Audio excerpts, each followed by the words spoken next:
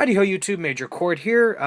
As I've mentioned before, I'm not exactly a multi-tool kind of guy, and multi-tool in the sense of, the traditional multiplier-based multi-tool. I also consider Swiss Army knives multi-tools, and in that case, I love them. It's very rare that you'll find me without a Swiss Army knife in my pocket nowadays, purely because it tends to replace both my multi-tool and my EDC knife and just become one giant conglomerated tool. Mainly because I'm too lazy most times to carry two separate tools, but also because the college environment that I'm in now just really doesn't necessitate carrying both a folding knife and maybe a larger multi-tool or, any number of different items that I just don't need. And something like a small Victorinox compact or maybe a Wenger, I think Evo 14 is the one I own, tend to take care of all my needs, whether it be any cutting tasks or, anything that the scissors might need to handle, or maybe bottle opening, wine opening, stuff like that. So generally, those are the type of tasks that my multi-tools need to cover, and I find that stuff like this, tools like this, generally don't really suit my fancy. However, there are times when I find tools like this Gerber mini suspension very handy, and that's when I'm carrying just a dedicated knife. This is a Buck, I think, 301 Stockman, and, it's a beautiful knife. I do enjoy carrying traditional slip joint knives, case knives, this Buck, and when I carry knives like this, there's just blades here. So obviously, if I want to have tool capability, I gotta, carry a separate tool like this. And since my day-to-day tasks do not require, a big set of plier heads, I'm fine with carrying just a small set of pliers like this and living with the small set of, auxiliary tools that go with it. And as I mentioned in my review of the suspension, this is a good tool, but there's one tool that really surpasses it now in Gerber's lineup, and that is the Gerber Dime. I purchased this over the summer and have found myself carrying it quite regularly when pairing it with individual knives, and I love this thing. There are some criticisms that I'm going to level against it, but I will say right now that it is a very good competitor to Leatherman's keychain size tools, especially the ones that I own, such as the Style PS and CS. I do not own their Squirt series, and at this point I really don't see a need to, because this Gerber Dime basically takes care of all my, I guess you could say, subcompact multi-tool size needs. So just digging right into this, we're going to cover the exterior tools, and then we'll get down the nitty-gritty of the plier head. First off, let's talk about the size and weight. This is a really, really small tool. As you can see, it's basically floating on my middle finger. It's just so small and compact that I can put it in the fifth pocket of my jeans and forget I have it until I need it. Comparing it to the mini suspension here, you can see that it's about 25% smaller. And that's just about a rough estimate, but, close to the same thickness, but in overall size, we're talking about 25% smaller. And I think that's a decrease in size that's good, because you don't really lose any tool capability here. The space that was reduced is just wasted space. So they did a really good job of packing all the tools you really need into this really small form factor. It's light. I think the suspension here weighed about 3 ounces, give or take. I mean, it was a brick. You felt it in your pocket. This, like I said, you forget about it. Now, the first thing you probably noticed is this bottle opener. This giant claw of a bottle opener just hanging off the end of it. And my concern when I bought this was whether or not I would feel this poking and prodding me in my pocket. And honestly, I can say I don't feel it at all. The tip of it is well rounded. It's almost like the backspacers on a knife here. So this is rounded. You don't feel that poking and prodding you, and the little claw grabber thingy is recessed. So, okay, printer went off, but the little claw grabber thingy's recessed, so you're not gonna feel that. And when the tool is open, actually, it gives you a full 4-fingered grip on the pliers, at least the way I hold it. Some people hold it the opposite way, and that gives it more nesting room in their hand. So either way, I think it's an advantage, and it doesn't really bug me at all. This is, like I said, the size is just really, really good for me, and while I'm staring at it, let's just get to the first exterior tool that I'm going to talk about, and that is the tweezers. It's not a pair of Victorinox tweezers, that's for sure, but it does its job. They're precise, they're small, they're a little weak, so you're not going to get a ton of grabbing power behind them. But I'm glad they're there, you know. I'd rather have them and, you know, have them not be the best tweezers in the world than not have them and wish I did. So they're there, they just fit inside the scale.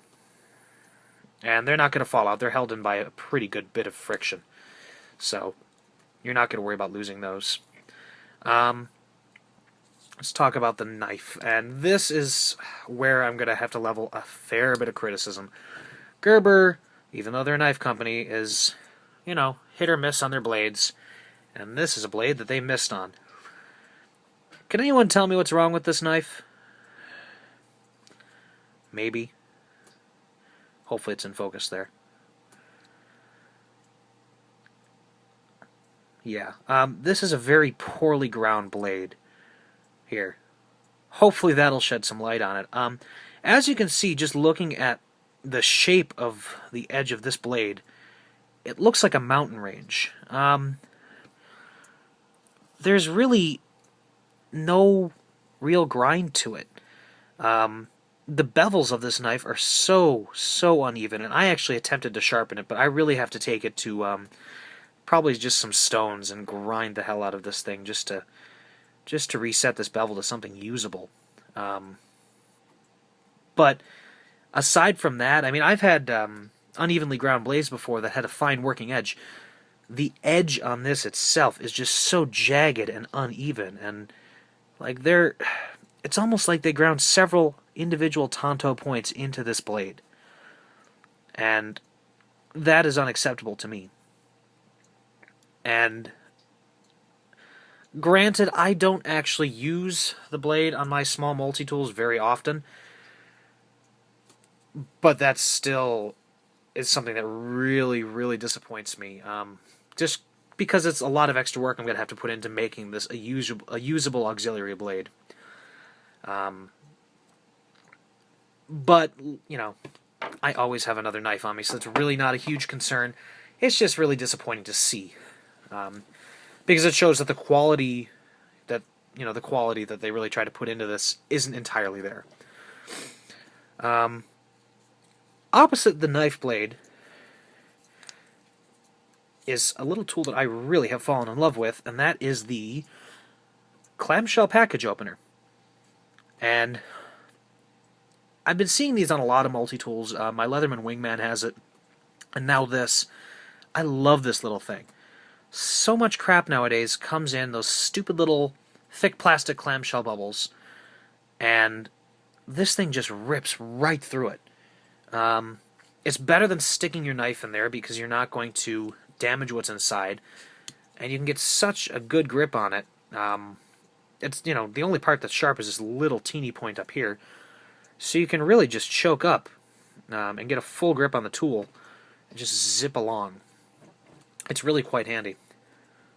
And all these tools are slip joint. There's no locking anything on this, but you know, you really don't need that in a tool this size. So, moving on to the opposite side, you have scissors. And now with the suspension, you had to choose, you know, which flavor you wanted, either pliers or scissors. This integrates both, and now it's not the biggest pair of scissors in the world, but I can tell you that these work. They have a stout spring behind them. It's integrated into the design of the pliers, or scissors here. It's not like a Victorinox spring that's going to fall off on you and break in a couple years. These are like the little scissors that could. They're a really good pair of scissors. Not something I'd want to cut with all day just because of the design of the lever here. But, for a quick cutting task or, whatever task that you need to get done with this size of a multi-tool, these scissors will handle. I'll say that. They're not going to cut tons and tons and tons and tons of thick cardboard, because that's not something you should be doing with this size of tool. But, snipping paper, coupons, whatever you need to do within the size limitations, these things are going to handle just fine. Threads on your shirt, whatever. And then we come to the flat-bladed screwdriver. Really, really nothing new here. Whoa, that's out of focus. It's a flat-bladed screwdriver. There's not much more I can say. Not the longest shank in the world, but, again, taking the size of the tool into consideration, you're well off here. It's ground well. It's actually essentially flat, but it's ground well, and I've used it many, many times without problem. And you can use it for some light prying if you need to. Also, this can be used for prying if you need to. So, no problems there. I will say the placement of this Phillips driver is a bit of an issue. As you can see, it's wedged in between the bottle opener. And really, again, just because of the size of the shaft here, if you want to get some decent use out of it, you're probably going to need to open the tool, which is going to result in a very awkward spinning motion, just because you're not spinning along the central axis of the tool. But, the size of the tool taken into account, that's probably something you're going to have to account for. Was that proper English? Probably not. It's 2 o'clock in the morning, folks, so you have to bear with me. You also have 2 files on this screwdriver, which honestly I think are a bit of a joke, especially when compared to that's the blade, the files, or the file on the mini suspension. This was primarily a nail file to me, but you could ostensibly use it to file other things if you really needed to, but it's just so much bigger. You're talking about, there it is. You're talking about something that's, several times the surface area. So, it's, multi-tools are a game of give and take, and I think the file is a case of give. But you do have an area of coarse file serrations and a little more fine checkering there.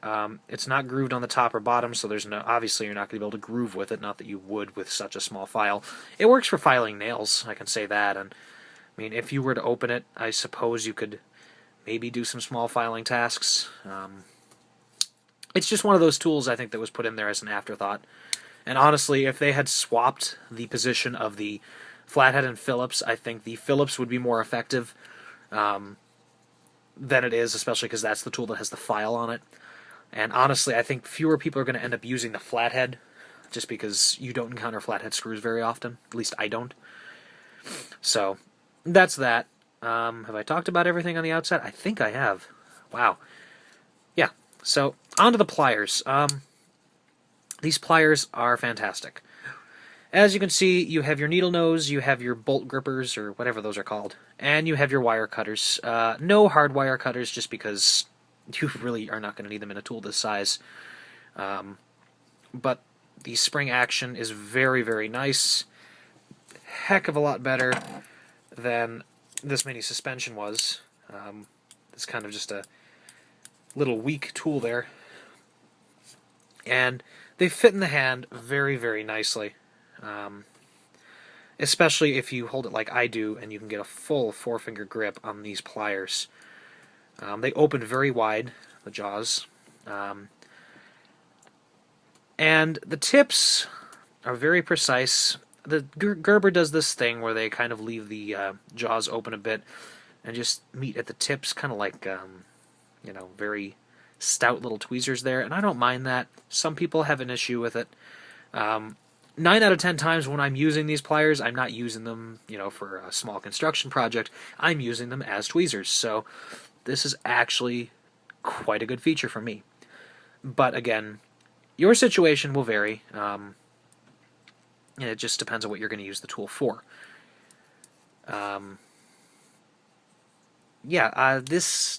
This tool for me is basically the same niche that the Leatherman Squirt would fill, and I think it stacks up very well against that particular tool. The only difference is that the Leatherman Squirt PS4, I think, that's the current model, PS4, ES4, costs around $25, closer to $30, depending on where you're going to get it. This, I think I paid $17 for it a couple months ago. So, I mean, it's a Gerber product, so you're not getting the same quality as Leatherman. Gerber knives I'm not necessarily a fan of. Gerber multi-tools I can deal with. I mean, I love this Gerber Dime, I'm not going to lie. It's one of my favorite multi-tools. But, like I said, there are some things that could have been thought out a bit more, like the placement of the screwdriver. Obviously, this blade just drives me nuts. I should not have to go in and regrind the blade on a brand new multi-tool. And there are some issues. If you search the forums for the Gerber Dime, you're going to run into people who have issues with the scales rubbing together. As you can see, the corners of mine do have some rubbage. Rubbage, is that a word? Probably. Maybe. Who knows? And what that's mainly talking about is when these open, as you can see, the corners do rub together. And that's just inherently by the design of this multi-tool. The corners are going to rub together. You're going to experience some paint wear, but, I mean, that's just part of owning this tool. I mean, you're not going to keep it pristine forever. So, and for me, I find that it's mostly on the red scale, just because that's the scale that wants to open first. So there is paint wear just on the corners as it rubs together. But other than that, I mean, I can't really see any other major defects other than that horribly ground knife blade and the friction between these 2 points. Other than that, it's a tool that has served me very well. I'm going to continue carrying it. It's, aside from being available in red, it's available in an all black coated, which I think the tools are slightly stiffer on, but, they wear in over time. When I got this, all of these tools, especially the screwdrivers, were ridiculously stiff. So much so that, it threatened to break my nails off, but now they've kind of worked in. They're still teeny bit stiff, but they're doable. And it also comes, aside from the black, in a green. So gray and green. So there's kind of a flavor for everyone. I think it's a really, really awesome tool and a good next step in the design lineage of Gerber small-sized multi-tools. If you don't think that the Leatherman PS4 Squirt is for you, or you're looking for a slightly cheaper alternative, then the Gerber Dime is certainly something I recommend you check out. Thank you very much for watching. Take care.